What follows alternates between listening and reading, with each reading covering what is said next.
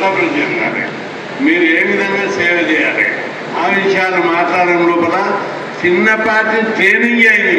మీకు ట్రైనింగ్ చెప్పింది వేరే ఉంటుంది, కానీ ఈ ట్రైనింగ్ తోటి మీకు ధైర్యాన్ని, నాయకత్వ లక్షణాలు ఇచ్చినటువంటి సమాజానికి అధ్యక్షత వహించి ఆర్గనైజ్ చేసినటువంటి కృష్ణుడు గారికి, అదేవిధంగా మన కోసం మంత్రిగా ఉన్నప్పుడు, శాసనసభ్యుడిగా ఉన్నప్పుడు మనందరి కోసం నిత్యం ఇక్కడనే కాదు, నాకు కూడా హైదరాబాద్ కలిసినప్పుడల్లా కొట్లాడాలని పరితపించినటువంటి శ్రీనివాస్ గౌడ్ గారికి, అదేవిధంగా పెద్దలు గౌరవనీయులు నిబద్ధతతోటి అంకిత భావంతో ఒక సిస్టమేటిక్ క్రమశిక్షణాయుతమైనటువంటి నాయకత్వానికి పాటుపడుతున్నటువంటి శాంతకుమార్ గారికి, అదేవిధంగా సంజీవ్ ధైర్యం వచ్చింది నాకు.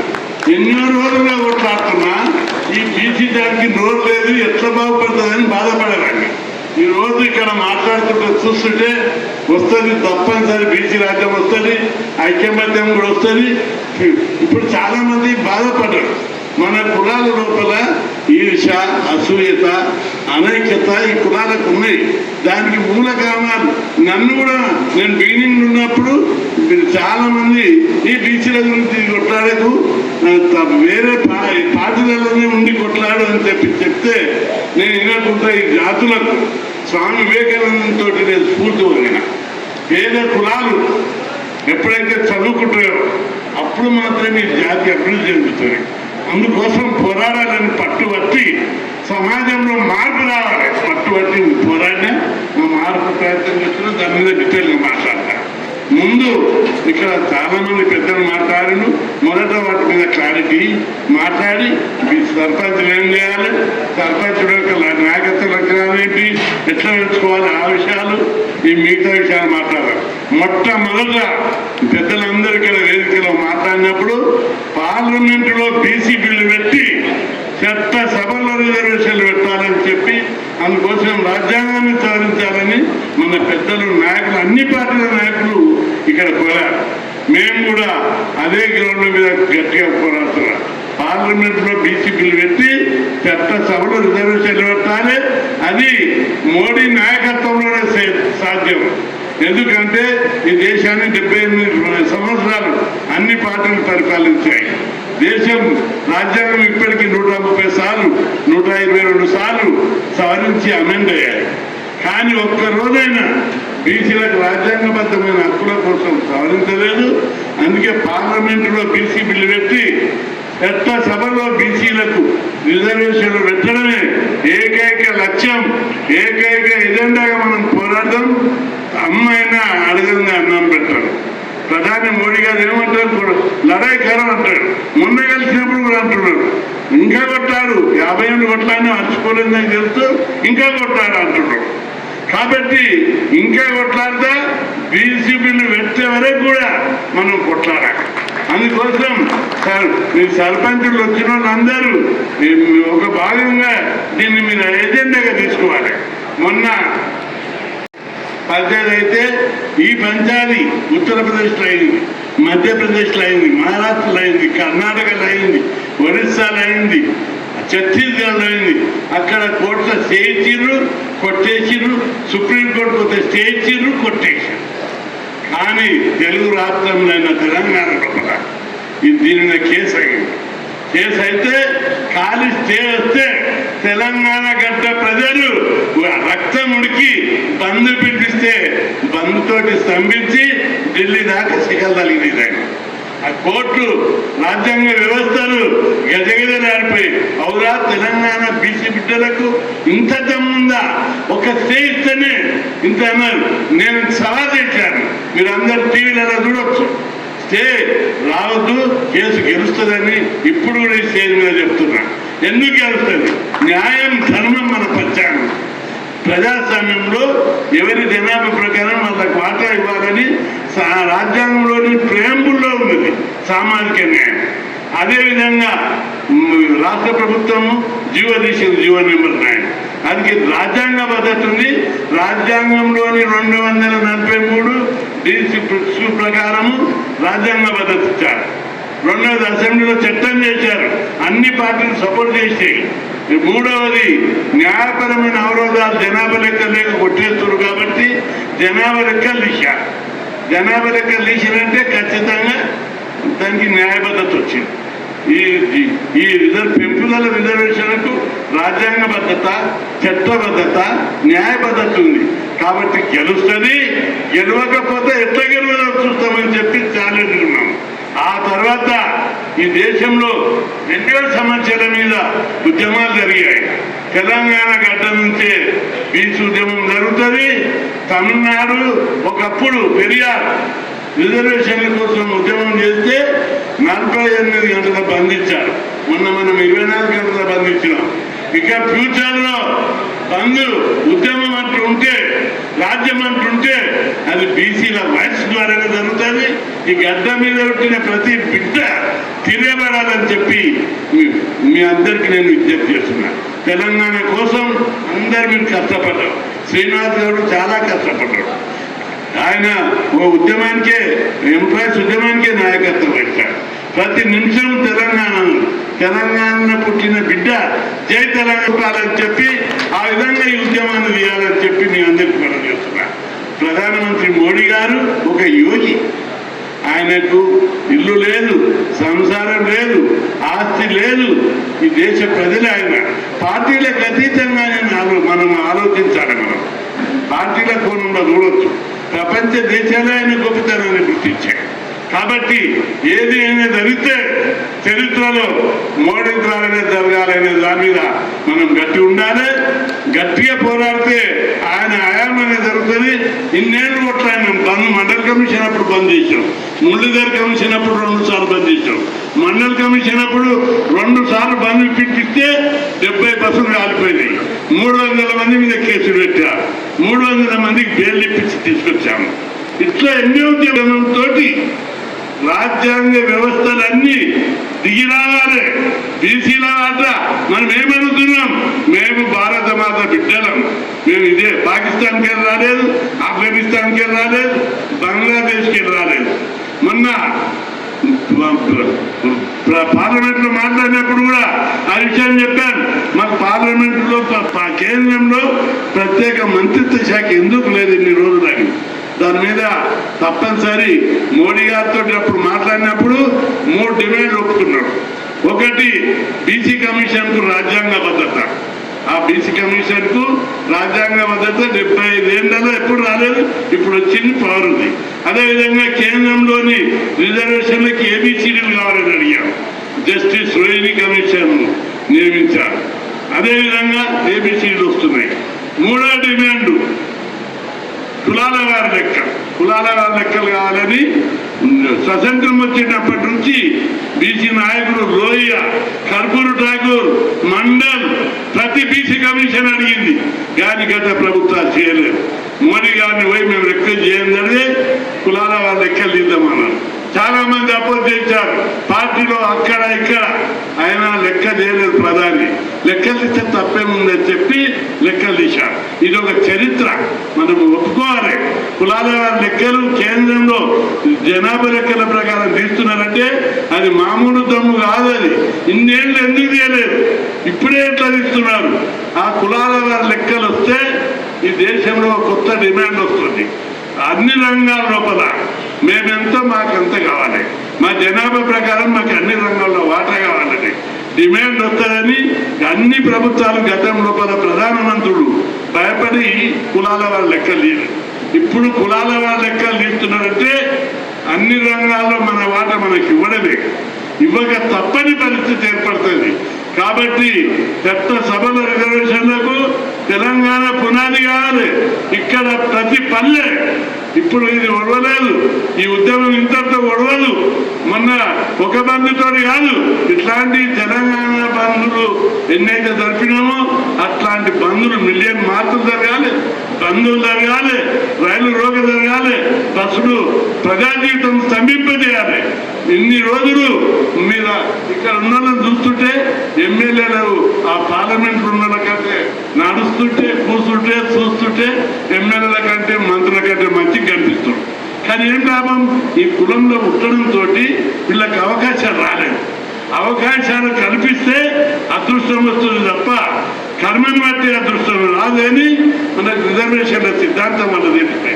మీరు ఒకసారి 40 ఏళ్ల కంటే ముందు ఒకసారి లెక్కలు తీయండి, సర్పంచులు బీసీలు లేరు. నేను 1984-85 లోపల అప్పుడు విజయభాస్కర్ రెడ్డి ముఖ్యమంత్రి ఉన్నాడు. ధర్నాలు చేసి పెద్దోళ్ళు రాలేదు. హాస్టల్ పిల్లలను పట్టుకొని సెక్రటరీ దగ్గర ధర్నాలు చేశాను. పేపర్లు రాశాయి, వ్యక్తిరించాయి. ఈ పిల్లలు సర్పంచుల కోసం చేస్తారా, కృష్ణయ్య హాస్టల్ కావాలి, గురుకులాలు కావాలి, స్కాలర్షిప్లు కావాలని చేస్తే మంచిగా ఉంటుంది. కానీ సర్పంచ్ కూడా ఈ పిల్లలను తెచ్చి కూర్చోబెట్టేది అందరు వ్యక్తించారు ఆ రోజు పేపర్లు. కానీ 86 దాకా 10 సార్లు ధర్నా చేస్తే అప్పుడు ఎన్టీ రామారావు గారు మన రిజర్వేషన్ల ఉద్యమం లోపల చర్చలు జరిపి 20% పెట్టించాం మండల్ జడ్పీకి. మళ్ళా ఇవరే ఇది 35 పెంచాలి 40 పెంచాలని కొట్లాడితే 1992 విజయభాస్కర్ రెడ్డి ముఖ్యమంత్రి ఉండి పరిరామరెడ్డి సంతకం చేసి మన ఉద్యమం చేస్తున్న మాతోటి మాట్లాడి 20% ఎంపీటీసీ జడ్పీటీసీ 34 పెట్టాడు. కొత్తగా సర్పంచుల్లో 34 పెట్టాడు. దాంతో మన స్టార్ట్ అయింది.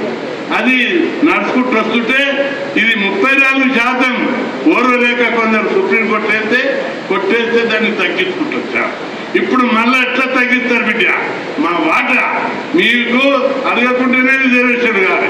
మీరే ముఖ్యమంత్రులు, మీరే ప్రధానమంత్రులు, మీరే ఎంపీలు, ఎమ్మెల్యేలు, మా వాళ్ళు సర్పంచులు అయితే కూడా ఓర్వరా ఖబర్దార్ అని ఎదురు తిరిగితే ఇప్పుడు అన్ని పార్టీలు కన్విన్స్ అయి 42%కు వచ్చారు. దీన్ని దక్కించుకోవాలి.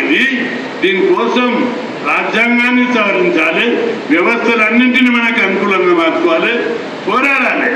మనోళ్ళు ప్రధానమంత్రి మనోడు ఉన్నాడు, కన్విన్స్ అవుతాడు. అమ్మ మనం అన్న తల్లేనా 2 కవల పిల్లలను కడితే 2 ఎవరు ఏడిచి కూర పెడితే వాళ్ళకి పాలిస్తాయి. ఏదైనా నీ పాలి ఆడుకుంటున్నాడు ఆడుకొని అంటారు. కాబట్టి మోడీ అయినా మనం అడిగితేనే ఆయన చేస్తాడు. ఆయన ఎంత ధైర్యంగా అందరు 30-40 మందిని కలిపినారు 2 ఏళ్ల కింద. కలిపితే ఒకటే మాట అన్నాడు. ఆయనకు చెప్పాను, సార్ మీరు దేశంలో ఒక యోగి, మీకు ఇల్లు లేదు, సంసారం లేదు, పిల్లలు లేరు, కరప్షన్ లేదు, దేశం కోసం అన్ని త్యాగం చేశావు. కానీ ఎన్నో మంచి పనులు చేస్తున్నావు, కానీ చరిత్ర ఉన్నది. మేము చెప్పాం, గాంధీ స్వతంత్రం తెచ్చారు, నెహ్రూ స్వతంత్రం తెచ్చారు. మొదట స్వతంత్రం వచ్చినప్పుడు గాంధీ, నెహ్రూ, వల్లభాయ్ పటేల్ విగ్రహాలు పెట్టారు. వాడ గల్లీలో అంబేద్కర్ విగ్రహాలు పెడుతున్నారు. ఎందుకంటే ఆ వర్గాలకైనా రాజ్యాంగం బీసీలల్లో అంబేద్కర్ కోర్టు ఖాళీగా ఉన్నది.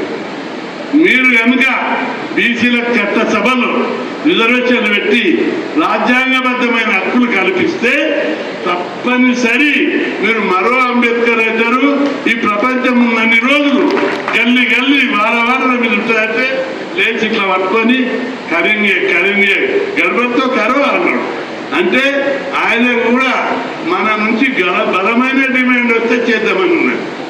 ఇప్పుడు ఆయన ప్రధానమంత్రి, ఆయన ఒక్కడే కాలేదు, ఆయన ఎంతో మంది అనేక శక్తులు ఉన్నాయి.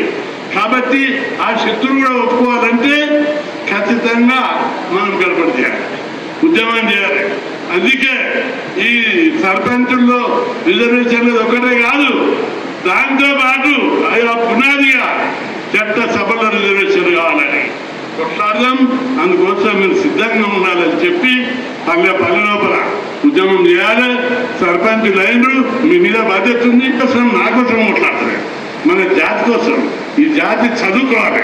మొదటి ఉద్యమం మీరు అందరూ చెప్దామని ఇప్పుడే చెప్తున్నా. ఈ ఒకప్పుడు మన ఉద్యమం యొక్క ప్రభావం ఈరోజు కనిపిస్తుంది. మొన్న పెద్ద మంచి అగ్రకుల పైన టీవీలో మాట్లాడితే ఏమన్నా తెలుసా, కొందరు రాజ్యాధికారం అంటారు. మరి కృష్ణయ్య 50 మంది కొట్లాడింది రాజ్యాధికారమా చదువు అని అన్నాడు. అంటే రాజ్యాధికారం కోసం కొట్లాడినే, చదువు కోసం కూడా కొట్లాడు.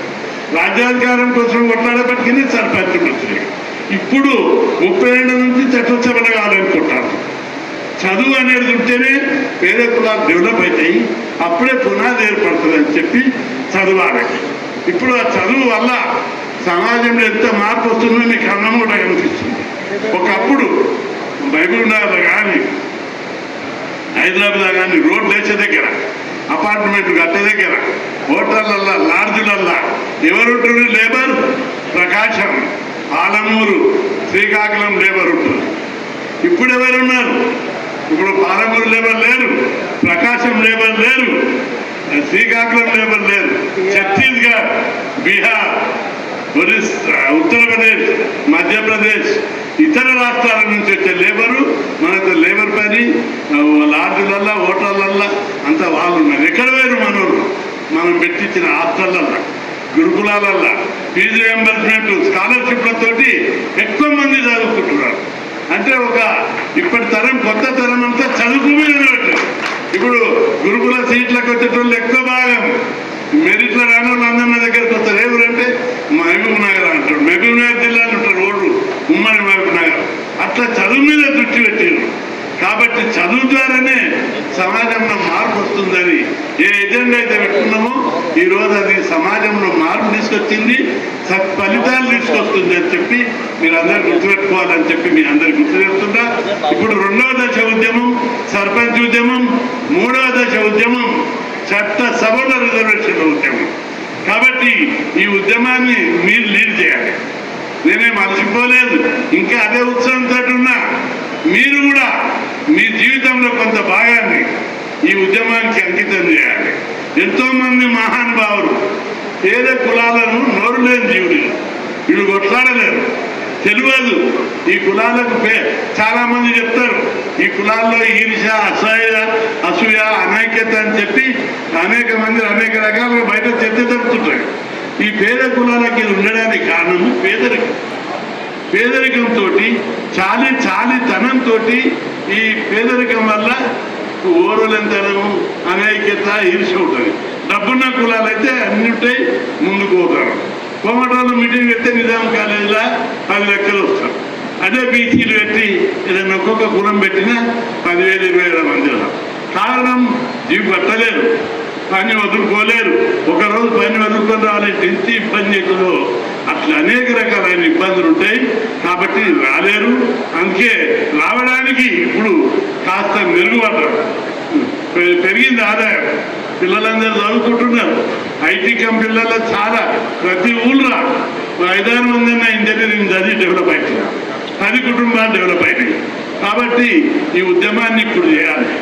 మీరు పుట్టే కష్టాలు పడ్డారు. మన కులాలు మంచి తిండి సుఖపడలేదు, మంచి బట్టగట్టి సుఖపడలేదు, పుట్టే కష్టాలు పడ్డారు. కనీసం ఇప్పుడు మనం కొట్లాడితే ఈ తరం నుంచి అయినా మన వాళ్ళు ముందుకు వస్తారని చెప్పి ఈ సందర్భంగా గుర్తు చేస్తూ, మన కేంద్రంలో ప్రత్యేక మంత్రిత్వ శాఖ కావాలని కొట్లాడుతున్నాం. బీసీ ఉద్యోగులకు ప్రమోషన్ల రిజర్వేషన్లు, టీచర్లు కూడా ఇక్కడ చాలా మంది ఉన్నారు, ప్రమోషన్ల రిజర్వేషన్లు పెట్టాలి.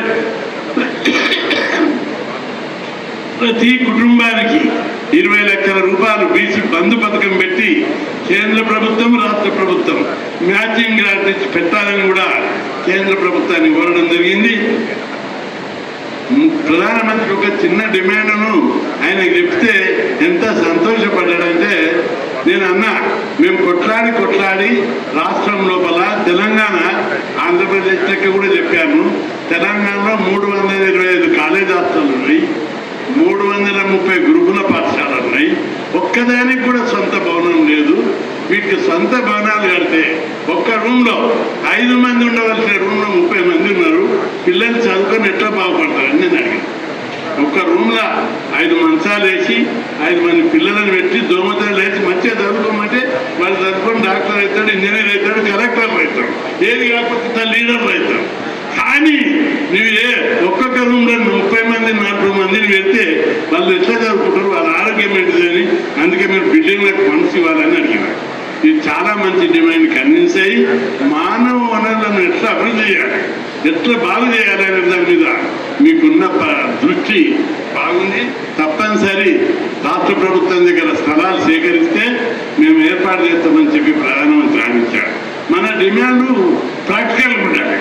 అదేవిధంగా ఈ విషయాలు చాలా ఉన్నప్పటికీ టైం కలాతీతమైంది. సర్పంచులుగా మీరు అందరినీ సర్పంచులు వచ్చారు, ఆడపిల్లలు వచ్చారు, మగ పిల్లలు వచ్చారు. నేను చూసిన ఆడపిల్లల బిడ మీద ఎవరి మీద 5 తులాల బంగారం లేదు.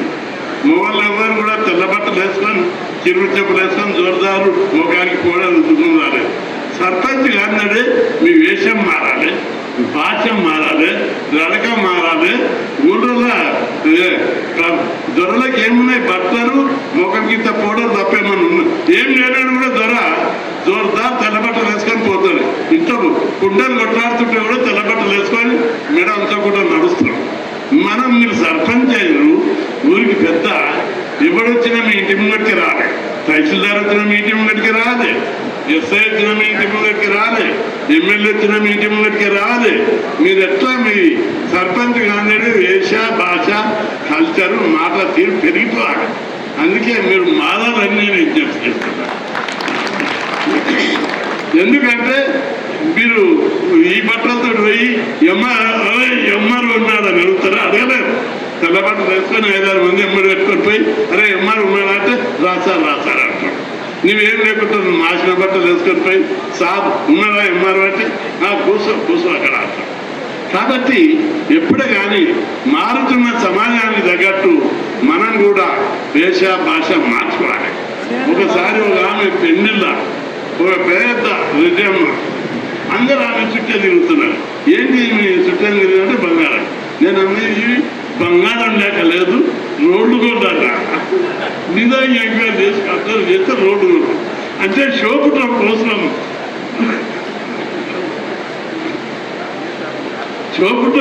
రోడ్డు కూడా వేసి మోతేవారు కొడుతున్నాడు.